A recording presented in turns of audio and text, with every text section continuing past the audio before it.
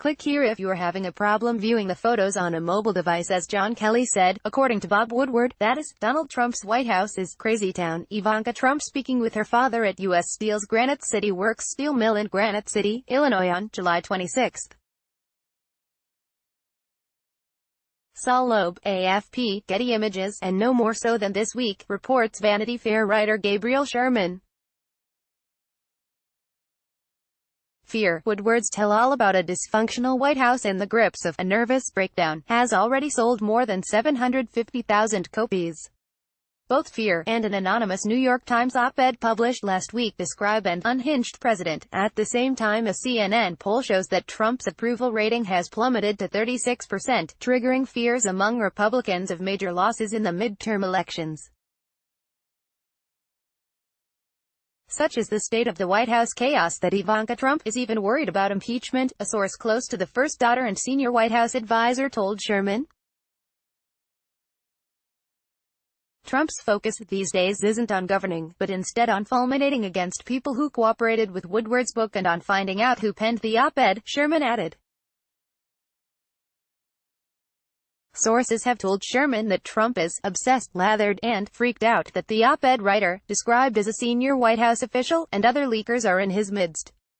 Both the op-ed and Woodward's book offer a harrowing portrait of an administrative coup d'etat, in which quietly resistant senior aides snatch papers off Trump's desk and otherwise work to protect the country from Trump's instability. Ivanka Trump and Jared Kushner attend the official reception for the opening of the U.S. Embassy at the Ministry of Foreign Affairs in Jerusalem in May.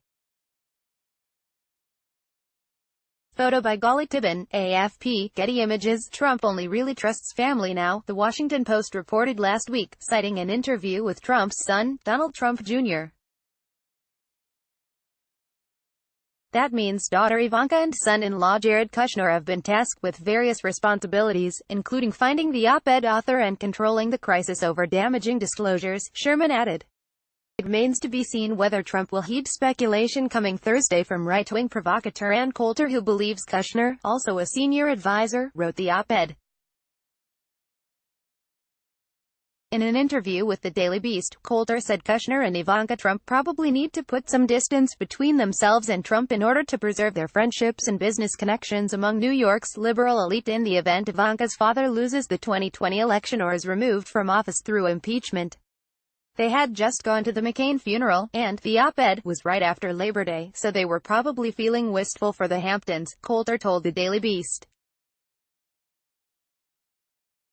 And the only way they can get back in is if they can say, "Don't worry, we're the ones who stopped the wall." Coulter has never been a fan of Ivanka Trump or her husband serving in the White House, reports say.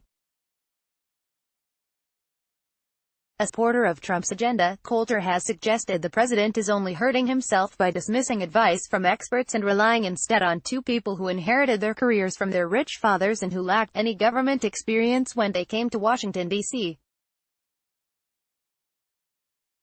But Ivanka Trump and Kushner may be the only ones Trump trusts as his paranoia reportedly grows and meetings are derailed by his suspicions, Sherman wrote.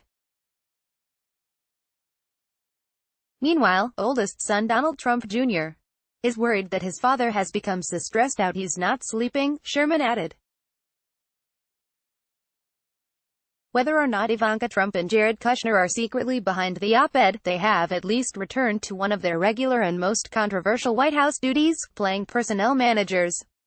Sherman wrote that Ivanka Trump wants to stage an administrative shakeup and get rid of Chief of Staff Kelly.